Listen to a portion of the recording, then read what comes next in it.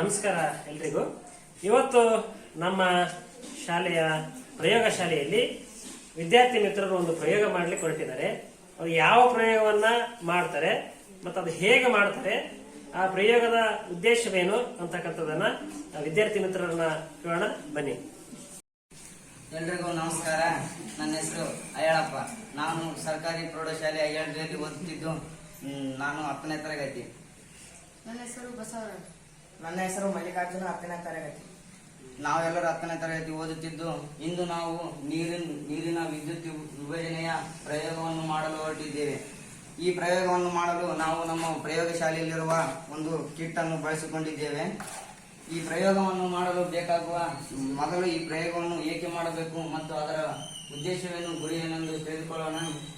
ಈ ಪ್ರಯೋಗದ ಗುರಿ ಏನೆಂದರೆ ರಾಸಾಯನಿಕ ಕ್ರಿಯೆಗಳನ್ನು ಅರ್ಥೈಸಿಕೊಳ್ಳುವುದು ಮತ್ತು ರಾಸಾಯನಿಕ ಕ್ರಿಯೆಗಳ ವಿಧಗಳನ್ನು ಗುರುತಿಸುವುದು ಇದರ ಉದ್ದೇಶವಾಗಿರುತ್ತದೆ. ಈ ಕ್ರಿಯೆಯನ್ನು ಮಾಡಲು ನಾವು ಬಳಸುವ ಉಪಕರಣಗಳು ಯಾವುವೆಂದರೆ ಬ್ಯಾಟರಿ, ವೈರ್, ಪ್ಲಾಸ್ಟಿಕ್ ಡಬ್ಬಿ, ಗ್ರಾಫೈಟ್ ದಂಡಗಳು, ಮೊಸಳೆ ಕ್ಲಿಪ್, ಮೆತ್ತನೆಂತಿರುವ ರಬ್ಬರ್ ಬೆರಡೆ, HCl ಸಾರಯುಕ್ತ ಸಲ್ಫ್ಯೂರಿಕ್ ಆಮ್ಲ. ಪ್ರಯೋಗ ಮಾಡುವ ವಿಧಾನ: ಮೊದಲು ನಾವು ಪ್ಲಾಸ್ಟಿಕ್ ಡಬ್ಬಿಗೆ ನೀರನ್ನು ಹಾಕಿಕೊಳ್ಳಬೇಕು. ನಂತರ ಆ ಪ್ಲಾಸ್ಟಿಕ್ ಡಬ್ಬಿಯಲ್ಲಿ ನೀರನ್ನು ಹಾಕಿದ್ದೀವಿ, ಅದಕ್ಕೆ ಸ್ವಲ್ಪ ಸಾರಯುಕ್ತ ಸಲ್ಫ್ಯೂರಿಕ್ ಆಮ್ಲವನ್ನು ಹಾಕಿಸಿ ಅದನ್ನು ದ್ರಾವಣವಾಗಿ ಮಾಡಿಕೊಳ್ಳಬೇಕು.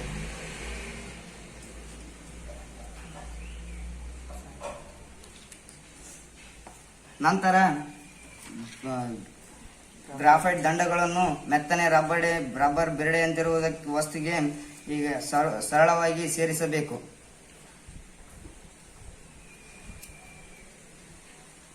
ನಂತರ ಅದನ್ನು ದ್ರಾವಣಗೊಳಿಸಿದ ನೀರಿನಲ್ಲಿ ಈ ರೀತಿ ಇಡಬೇಕು.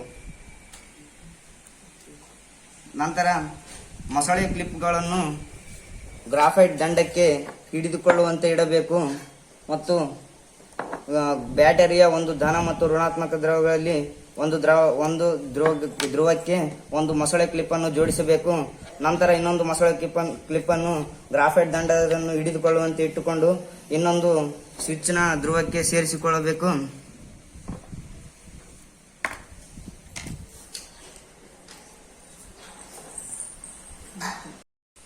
ಈಗ ನಾವು ಪ್ರಯೋಗದ ಸಾಮಗ್ರಿಗಳನ್ನು ಜೋಡಿಸಿಕೊಂಡಿದ್ದೇವೆ. ನಾವು ಈಗ ಅವಲೋಕನವನ್ನು ಮಾಡುವ ಸಮಯ. ನಾವು ನೋಡಿದಾಗ 2 ಗ್ರಾಫೈಟ್ ದಂಡಗಳಿವೆ. ಅವುಗಳಲ್ಲಿ 2 ಕೂಡ ಅನಿಲದ ಗುಳ್ಳೆಗಳು ಉಂಟಾಗುತ್ತಿವೆ. ಒಂದು ಗ್ರಾಫೈಟ್ ದಂಡದಲ್ಲಿ ಹೆಚ್ಚಿನ ಅನಿಲ ಗುಳ್ಳೆಗಳು ಉಂಟಾಗುತ್ತಿದ್ದು ಇನ್ನೊಂದರಲ್ಲಿ ಕಡಿಮೆ ಗುಳ್ಳೆಗಳು ಉಂಟಾಗುತ್ತಿವೆ. ಕ್ಯಾಥೋಡ್ನಲ್ಲಿ ಬಹಳ ಅನಿಲದ ಗುಳ್ಳೆಗಳು ಉಂಟಾಗುತ್ತವೆ ಮತ್ತು ಆ್ಯನೋಡ್ನಲ್ಲಿ ಕಡಿಮೆ ಅನಿಲದ ಗುಳ್ಳೆಗಳು ಉಂಟಾಗುವುದನ್ನು ನಾವೀಗ ಅವಲೋಕನ ಮಾಡುತ್ತಿದ್ದೇವೆ. ಇದನ್ನೇ ನಾವು ನೀರಿನ ವಿದ್ಯುತ್ ವಿಭಜನೆ ಎಂದು ಕರೆಯುತ್ತೇವೆ. ಒಂದರ ಗ್ರಾಫೈಟ್ ದಂಡದಲ್ಲಿ ಹೈಡ್ರೋಜನ್ ಪ್ರತ್ಯೇಕವಾಗುತ್ತಿದ್ದು ಮತ್ತು ಇನ್ನೊಂದರ ಮೂಲಕ ಆಕ್ಸಿಜನ್ ಪ್ರತ್ಯೇಕವಾಗುತ್ತಿದೆ. ಇದರಿಂದ ನಾವು ನೀರು ಆಕ್ಸಿಜನ್ ಮತ್ತು ಹೈಡ್ರೋಜನ್ ಸೇರಿ ಆಗುತ್ತದೆ. ವಿದ್ಯುತ್ತನ್ನು ಹಾಯಿಸಿದಾಗ ಅದರಲ್ಲಿರುವ 2 ಪರಮಾಣುಗಳು ವಿಭಜನೆಯಾಗುತ್ತವೆ ಎಂಬುದು ನಾವು ರಾಸಾಯನಿಕ ವಿಭಜನೆ ಕ್ರಿಯೆ ಮೂಲಕ ತಿಳಿಸಬಹುದಾಗಿದೆ. ಈಗ ನಿಮ್ಮ ಸ್ನೇಹಿತರು ಒಂದು ಪ್ರಯೋಗವನ್ನ ಮಾಡಿದ್ರು. ಸೊ ಯಾವ ಪ್ರಯೋಗ ಅಂತ ಗೊತ್ತಿದೆನಾ? ಯಾವುದು? ನೀರಿನ ವಿದ್ಯುತ್ ವಿಭಜನೆಯನ್ನ ಅವರು ಮಾಡಿದ್ರು. ಸೊ ಇಲ್ಲಿ ನೀರನ್ನ ಏನ್ ಮಾಡ್ತಾ ಇದ್ವಿ? ವಿಭಜನೆ ಮಾಡ್ತಾ ಇದ್ವಿ. ಸೊ ಹೆಸರೇ ಸೂಚಿಸುವಂತೆ ಎಲೆಕ್ಟ್ರೋಲೈಸಿಸ್ ಆಫ್ ವಾಟರ್ ಅಂತ ಕರಿತೀವಿ ಅಲ್ವಾ? ಎಸ್, ಇಲ್ಲಿ ನಾವೇನ್ ಮಾಡ್ತಾ ಇದ್ವಿ? ನೀರನ್ನ ವಿಭಜನೆಯನ್ನಾಗಿ ಮಾಡ್ತಾ ಇದ್ವಿ. ಸೊ ಇಲ್ಲಿ ಇವ್ರು ಏನ್ ಮಾಡಿದ್ರು? 2 ಗ್ರಾಫೈಟ್ ದಂಡಗಳನ್ನ ತಗೊಂಡು ಅದನ್ನ ನೀರಿಗೆ ಇಟ್ಟು ಅದಕ್ಕೆ ಆಮ್ಲವನ್ನು ಹಾಕಿ ತದನಂತರ ಆಮ್ಲಕ್ಕೆ ಸ್ವಲ್ಪ ಆಮ್ಲವನ್ನು ಹಾಕಿ ತದನಂತರ ಗ್ರಾಫೈಟ್ ದಂಡಗಳನ್ನ ಬ್ಯಾಟರಿಯ ಧನ ಮತ್ತು ಋಣಕ್ಕೆ ಜೋಡಿಸಿ ವಿದ್ಯುತ್ತನ್ನು ಹಾಯಿಸಿದ್ದೇವೆ. ಸೊ ಇಷ್ಟಾದಾಗ ಆ ಒಂದು ನೀರಿನಲ್ಲಿ ಏನು ಬದಲಾವಣೆ ಆಗ್ತಾ ಇದೆ? ವೆರಿ ಗುಡ್, ನೀರಿನ ಗುಳ್ಳೆಗಳು ಬರ್ತಾ ಇದಾವೆ. ಅಂದ್ರೆ ಅನಿಲ ಗುಳ್ಳೆಗಳಂದ್ರೆ ಅನಿಲ ಬರ್ತಾ ಇದೆ. ನೀರಲ್ಲಿ ಅನಿಲ ಇದ್ರೆ ಗುಳ್ಳೆಗಳು ಬರ್ತಾ ಇದೆ. ಎಸ್, ಈಗ ಅದ್ರಾಗ 2 ದಂಡಗಳದಾವ. ಒಂದು ಕ್ಯಾಥೋಡ್, ಇನ್ನೊಂದು ಆ್ಯನೋಡ್. ಒಂದು ಧನ, ಇನ್ನೊಂದು ಋಣ. ಅಲ್ವಾ? ಸೊ ಧನ ಋಣ ಅಂತ ಹೆಂಗ ನಾವು ಐಡೆಂಟಿಫೈ ಮಾಡುವ ಅಂತ ಹೇಳಿದ್ರೆ, ಸೊ ಇಲ್ಲಿ ಬ್ಯಾಟರಿಯ ಧನಕ್ಕೆ ಕೊಟ್ಟಿರ್ತಕ್ಕಂತಹ ಧ್ರುವವನ್ನ ಗ್ರಾಫೈಟ್ ದಂಡವನ್ನು ಧನ ಅಂತ ಹೇಳ್ಬೋದು. ಬ್ಯಾಟರಿ ಇನ್ನೊಂದು ಬದಿಯನ್ನ ಋಣಕ್ಕೆ ಕೊಟ್ಟಿರೋದನ್ನ ಋಣ ಅಂತ ಹೇಳ್ಬೋದು. ಅರ್ಥ ಆಯ್ತಲ್ವಾ? ಎಸ್, ಇವುಗಳು ಧನ ಮತ್ತು ಋಣಕ್ಕೆ ಜೋಡಿಸಿರ್ತಕ್ಕಂತಹ ಗ್ರಾಫೈಟ್ಗಳನ್ನು ನಾವು ಅವಲೋಕನ ಮಾಡಿದಾಗ ಒಂದರಲ್ಲಿ ಹೆಚ್ಚು ಗುಳೆಗಳು ಬರ್ತಾ ಇದಾವೆ, ಇನ್ನೊಂದು ಕಡಿಮೆ ಗುಳೆಗಳು ಬರ್ತಾ ಇದಾವೆ. ಹೌದಲ್ವಾ? ಎಸ್. ಈಗ ಹೆಚ್ಚು ಗುಳೆಗಳು ಬರ್ತಕ್ಕಂತಹ ಗ್ರಾಫೈಟ್ ಯಾವುದು? ಕ್ಯಾಥೋಡ್. ಭಾರಿ. ನನ್ನ ಪ್ರಶ್ನೆ ಏನಪ್ಪಾ ಅಂತ ಹೇಳಿದ್ರೆ, ಹೆಂಗ್ ಹೇಳ್ತೀರಿ ಕ್ಯಾಥೋಡ್ ಅಲ್ಲೇ ಹೆಚ್ಚು ಬರ್ತಾ ಇದೆ ಅಂತ ಹೆಂಗ್ ಹೇಳ್ತೀರಿ? ಅಲ್ಲಿ ಬ್ಯಾಟರಿಯ ಧ್ರುವಕ್ಕೆ ನೋಡಿ ಹೇಳ್ತೀರಿ ಅಲ್ವಾ? ಎಸ್. ಈಗ ಹೇಳಿ ಮಕ್ಕಳೇ, ಕ್ಯಾಥೋಡ್ ಅಲ್ಲಿ ಹೆಚ್ಚು ಗುಳೆಗಳು ಯಾಕೆ ಬರ್ತಾ ಇದಾವೆ? ಕ್ಯಾಥೋಡ್ ಅಲ್ಲಿ ಹೈಡ್ರೋಜನ್ ಅನಿಲಗಳು ಬರ್ತಾ ಇದಾವೆ. ಹೇಗೆ ಗೊತ್ತಾಯ್ತು ನಿಮಗೆ? ಅಲ್ಲಿ ಹೈಡ್ರೋಜನ್ ಅಂತ ಹೇಳ್ತಾ ಇದ್ದೇನೆ ಅದು ಇಲ್ಲ. ಒಂದು ಆಕರ್ಷಣ ಧ್ರುವಗಳು, ವಿಕರ್ಷಣ ಧ್ರುವಗಳು, ಸಜಾತಿ ಧ್ರುವಗಳು ವಿಕರ್ಷಣೆ ಆಗುತ್ತವೆ, ವಿಜಾತಿ ಧ್ರುವಗಳು ಆಕರ್ಷಣೆ ಆಗುತ್ತವೆ. ಆದ್ರಿಂದ ಹೈಡ್ರೋಜನ್ ಪ್ಲಸ್ ಅಯಾನ್ ಅನ್ನು ಹೊಂದಿದೆ, ಕ್ಯಾಥೋಡ್ ಮೈನಸ್ ಅನ್ನು ಹೊಂದಿರೋದ್ರಿಂದ ಹೈಡ್ರೋಜನ್ ಕ್ಯಾಥೋಡ್ ನೊಂದಿಗೆ ಆಕರ್ಷಣೆಗೊಂಡು ಅಲ್ಲಿ ಹೆಚ್ಚು ಗುಳೆಗಳು ಉಂಟಾಗುತ್ತಿದೆ. ಆದ್ರಿಂದ ಅದನ್ನು ಹೈಡ್ರೋಜನ್ ಅನಿಲ ಎಂದು ನಾವು ಗುರುತಿಸಬಹುದು. Very good, very good. ನೋಡಿ, ಹೇಳಪ್ಪ ಒಂದು ಬಹಳ ಇಂಪಾರ್ಟೆಂಟ್ ಆಗಿರ್ತಕ್ಕಂಥ ಮಾಹಿತಿ ಹೇಳಿದ, ಅದ್ಭುತವಾಗಿರ್ತಕ್ಕಂಥ ಮಾಹಿತಿ ಹೇಳ್ತಾ ಇದ್ದಾನ. ಸರ, ನೀರಿದೆ ಅಲ್ರಿ, ಅದೊಂದು ಸಂಯುಕ್ತ ರೀ. ನೀರಿಗೆ ವಿದ್ಯುತ್ ಹಾಯಿಸಿದಾಗ ಅದು ಒಡೆದೋಗ್ತದ್ರಿ. ಒಡೆದೋಗ್ಬೇಕಾದ್ರೆ ಹೈಡ್ರೋಜನ್ ಅಯಾನ್ ಆಗ್ತದ್ರಿ, ಆಕ್ಸಿಜನ್ ಅಯಾನ್ ಆಗ್ತದ್ರಿ. ಹೈಡ್ರೋಜನ್ ಅದಾವಲ್ರಿ, ಅವು ಧನ ಅಯಾನ್ ಅದಾವ್ರಿ. ಸೊ ಧನ ಅಯಾನ್ ಇರೋದ್ರಿಂದ ಅವು ಪ್ಲಸ್ ಅದಾವಲ್ರಿ, ಅವು ಬ್ಯಾಟರಿಯ ಋಣಕ್ಕ ಆಕರ್ಷಿತವಾಗ್ತವ್ರಿ. ಹಂಗಾಗಿ ಋಣದಲ್ಲಿ ಹೈಡ್ರೋಜನ್ ಬರ್ತಾವಂತ ಹೇಳ್ತೀವಿ. ಋಣದಲ್ಲಿ ಯಾಕೆ ಹೆಚ್ಚು ಬರ್ತಾವ ಅಂತ ಹೇಳಿದ್ರೆ, ಒಂದು ನೀರಿನ ಸಂಯುಕ್ತ 2 ಹೈಡ್ರೋಜನ್ ನಿಂದ ಆಗಿದೆ, H2 ಅಂತ ಹೇಳ್ತೀವಿ, ಒಂದೇ O ಅಂತ ಹೇಳ್ತೀವಿ. ಸೊ ಇನ್ನೊಂದು ಧನದಲ್ಲಿ ಯಾಕೆ ಕಡಿಮೆ ಬರ್ತಾ ಇದೆ ಅಂತ ಹೇಳಿದ್ರೆ, ಒಂದು ಆಕ್ಸಿಜನ್ ಇದೆ ಅಂದ್ರೆ ಎಸ್, ಒಂದು ಪರಮಾಣುವಿನಿಂದ ಕೂಡಿದೆ ಅಲ್ವಾ? ಎಸ್. ಒಂದ್ ವೇಳೆ ಏನಾದ್ರೂ ನಾವು ಈ ಹೈಡ್ರೋಜನ್ ಅನ್ನ ಏನಾದ್ರೂ ಒಂದು ಸಂಗ್ರಾಹಕದಲ್ಲಿ ಅಥವಾ ಒಂದು ಟೆಸ್ಟ್ ಟ್ಯೂಬ್ ಏನಾದ್ರು ಸಂಗ್ರಹಿಸ್ತಕ್ಕಂಥ ವ್ಯವಸ್ಥೆಯನ್ನ ನಾವು ಮಾಡಿಕೊಂಡ್ರೆ, ಆ ಅನಿಲವನ್ನ ನಾವು ಅದಕ್ಕೆ ಬೆಂಕಿಯನ್ನು ಒತ್ತಿಸಿದ್ರೆ ಅದು ಉರಿದು ಹೋಗ್ತದ, ಪಾಪ್ ಅಂತ ಸೌಂಡ್ ಬರ್ತದ, ಉರಿತದ. ಪೆಟ್ರೋಲ್ ಡೀಸೆಲ್ ಹೆಂಗ್ ಉರಿತದ ಆ ರೀತಿ ಉರಿತದ. ಗೊತ್ತಾಯ್ತಲ್ವಾ? ಸೊ ಇದರಿಂದ ಏನು ಹೇಳ್ಬೋದು, ಉರಿತಕ್ಕಂತಹ ದಹ್ಯ ಅನಿಲ ಹೈಡ್ರೋಜನ್ ಅಂತ ಮತ್ತೊಮ್ಮೆ ಹೆಸರು ನಾವು ಕನ್ಫರ್ಮ್ ಮಾಡ್ಕೋಬಹುದು. ಸೊ ಈಗ ಪ್ರಾಯೋಗಿಕವಾಗಿ ನೋಡಿದ್ವಿ. ಸೊ ಇದನ್ನ ನಾವು ರಾಸಾಯನಿಕ ಸಮೀಕರಣ ರೂಪದಲ್ಲಿ ಹೇಗೆ ವ್ಯಕ್ತಪಡಿಸಬಹುದು ಹೇಳ್ತೀಯಾ? ಈಗ ನೀರನ್ನು ತಗೊಂಡಿದ್ದೀವಿ ನಾವು.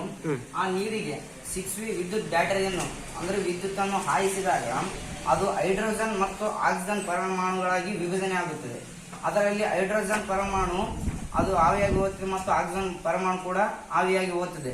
ಇದನ್ನು ನಾವು ಸರಿದೂಗಿಸಬೇಕೆಂದರೆ ಎರಡು ಪ್ರತಿವರ್ತಕ ಮತ್ತು ಉತ್ಪನ್ನಗಳಲ್ಲಿನ ಪರಮಾಣುಗಳ ಸಂಖ್ಯೆ ಸಮವಾಗಿರಬೇಕು. ಇಲ್ಲಿ ಹೈಡ್ರೋಜನ್ ಪರಮಾಣು ಸಂಖ್ಯೆ 2 ಇದೆ, ಇಲ್ಲಿ ಕೂಡ ಹೈಡ್ರೋಜನ್ ಪರಮಾಣು ಸಂಖ್ಯೆ 2 ಇದೆ. ಆದರೆ ಆಕ್ಸಿಜನ್ ಪರಮಾಣು ಸಂಖ್ಯೆ ಉತ್ಪನ್ನಗಳಲ್ಲಿ 2 ಇದೆ, ಪ್ರತಿವರ್ತಕಗಳಲ್ಲಿ 1 ಇದೆ. ಆದ್ದರಿಂದ ನಾವು 2ರಿಂದ ಗುಣಿಸಿದಾಗ ಆಕ್ಸಿಜನ್ ಪರಮಾಣು ಸಂಖ್ಯೆ 2 ಆಗುತ್ತದೆ. ಇಲ್ಲೂ ಕೂಡ ಆಕ್ಸಿಜನ್ ಪರಮಾಣು ಸಂಖ್ಯೆ 2 ಆಯಿತು. ಇಲ್ಲಿ ಹೈಡ್ರೋಜನ್ ಪರಮಾಣು ಸಂಖ್ಯೆ 4 ಇದೆ, 2 2 4. ಆದ್ರಿಂದ ನಾವು ಉತ್ಪನ್ನಗಳಲ್ಲಿ ಆಕ್ಸಿಜನ್ ನಲ್ಲಿ 2 ಪರಮಾಣು, ಹೈಡ್ರೋಜನ್ಗೆ 2 ಪರಮಾಣುಗಳು ಕೊಟ್ಟಾಗ ಈ ಸಮೀಕರಣವು ಸರಿದೂಗುತ್ತದೆ. Very good, very good. ನೋಡಿ,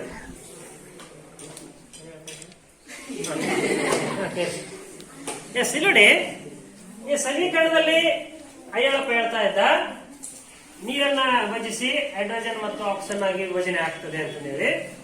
ಸೊ ಇಲ್ಲಿ ನಾವು ಹೈಡ್ರೋಜನ್ ಅನ್ನ ಇಲ್ಲಿ ಯಾರೋ ಮಾರ್ಕ್ ಮೇಲ್ಗಡೆ ತೋರಿಸಿದ್ದಾರೆ. ಯಾಕೆ ತೋರಿಸಿದ್ದಾರೆ ನೋಡೋಣ? ಆವಿ ಆಗ್ತಾ ಇದೆ ಅಥವಾ ಅದು ಬಿಡುಗಡೆ ಆಗಿರ್ತಕ್ಕಂಥ ಅನಿಲ ಅದು ವಾತಾವರಣಕ್ಕೆ ಹೋಗ್ತಾ ಇದೆ ಅನ್ನೋದು ಒಂದು ಸಂಕೇತವಾಗಿದೆ ಅಲ್ವಾ? ಎಸ್. ಇನ್ನೊಂದು ಪ್ರಶ್ನೆ ಕೇಳ್ತೀನಿ, ಯಾರು ಹೇಳ್ತೀರಿ? ಈಗ ನಾವು ಇದಕ್ಕೆ ಸ್ವಲ್ಪ ಪ್ರಮಾಣದ ಒಂದು ದ್ರಾವಣ ಹಾಕಿದ್ರಿ. ಯಾವ ದ್ರಾವಣ ಅದು? ಸಾರಯುಕ್ತ ಸಲ್ಫೂರಿಕ್ ಆಮ್ಲ ಹಾಕಿದ್ವಲ್ವಾ? ಒಂದ್ 2-3 ಎಣ್ಣೆಷ್ಟು ಹಾಕಿದ್ವಿ. ಯಾಕೆ ಹಾಕಬೇಕು ಸರ್? ಬರೀ ನೀರಿನಲ್ಲಿ ವಿದ್ಯುತ್ ಹಾದು ಹೋಗುದಿಲ್ರಿ, ಒಂದು ದ್ರಾವಣದ ಮೂಲಕ ಮಾತ್ರ ವಿದ್ಯುತ್ ಹಾದು ಹೋಗಲು ಸಾಧ್ಯ ರೀ ಸರ್. ಆದ್ದರಿಂದ ಅದನ್ನು ದ್ರಾವಣ ಮಾಡಿದ್ವಿ. ಬರೀ ನೀರಿದ್ದನ್ನ ಸಾರಯುಕ್ತ ಸಲ್ಫೂರಿಕ್ ಆಮ್ಲ ಹಾಕಿದಾಗ ಅದು ದ್ರಾವಣ ಆಯ್ತು. ಆ ದ್ರಾವಣದ ಮೂಲಕ ವಿದ್ಯುತ್ ವೇಗವಾಗಿ ಹರಡುತ್ತದೆ. ಹೇಳಪ್ಪ ಏನ್ ಹೇಳ್ತದೆ ಅಂತ ಹೇಳಿದ್ರೆ, ಸರ್ ಶುದ್ಧ ನೀರಲ್ಲಿ ಯಾವುದೇ ರೀತಿಯಾಗಿರ್ತಕ್ಕಂಥ ಅಯಾನುಗಳ ಚಲನೆಗೆ ಅವಕಾಶ ಇರೋದಿಲ್ಲ. ಈ ದ್ರಾವಣ ಅಥವಾ ಈ ಆಮ್ಲ ಏನಿದೆ ಸರ್, ಯಾವುದೇ ಆಮ್ಲ ತಗೊಳ್ಳಿ, ಸಲ್ಫುರಿಕ್ ಆಮ್ಲ ಆಗ್ಲಿ, HCl ತಗೋರಿ, ಇಲ್ಲ ನಿಂಬೆಹಣ್ಣು ಹಿಂಡ್ರಿ, ಗೊತ್ತಲ್ವಾ? ಸೊ ಇಲ್ಲ ಉಪ್ಪಿನ ನೀರು ಹಾಕ್ರಿ ಅಥವಾ ಉಪ್ಪು ಕರಗಿಸ್ರಿ. ಸೊ ಈ ರೀತಿ ಏನಾಗಬೇಕು, ನೀರಲ್ಲಿ ಅಯಾನುಗಳನ್ನು ಉತ್ಪತ್ತಿ ಮಾಡಬೇಕಾಗ್ತದೆ. ಅಂದ್ರೆ ಈಗ H2SO4 ಅಥವಾ HCl ಏನ್ ಮಾಡ್ತವೆ, ಇವುಗಳು ವಿದ್ಯುತ್ ಅನ್ನ ನೀರಿನಲ್ಲಿ ಹರಿಯಲು ಸಹಾಯ ಮಾಡ್ತವೆ. ಅರ್ಥ ಆಯ್ತಲ್ವಾ? ಈ ರೀತಿಯಾಗಿ ಈ ಒಂದು ಆಮ್ಲವನ್ನು ನಾವು ಹಾಕ್ಬೇಕಾಗ್ತದೆ. ಎಲ್ಲಿಗೆ ತಿಳಿತಲ್ವಾ? ಏನೋ ಸಂದೇಹ ಉಂಟಾ? ಸೊ ಬಂದು ಅಬ್ಸರ್ವ್ ಮಾಡ್ತೀರ ಅದನ್ನ. ಸೊ ಅಬ್ಸರ್ವ್ ಮಾಡಿ, ಯಾವ್ದ್ರಲ್ಲಿ ಹೆಚ್ಚು ಗುಳಿಗಳು ಬರ್ತವೆ, ಯಾವ್ದ್ರಲ್ಲಿ ಕಡಿಮೆ ಗುಳಿಗಳು ಬರ್ತವೆ. ಏನೋ ಸಂದೇಹ ಇರ್ತಂದ್ರೆ ಕೇಳಿ ಬಗೆಹರಿಸ್ಕೊಳ್ಳೋಣ. ವೆರಿ ಗುಡ್, ತುಂಬಾ ಚೆನ್ನಾಗಿ ಮಾಡಿದ್ರಿ.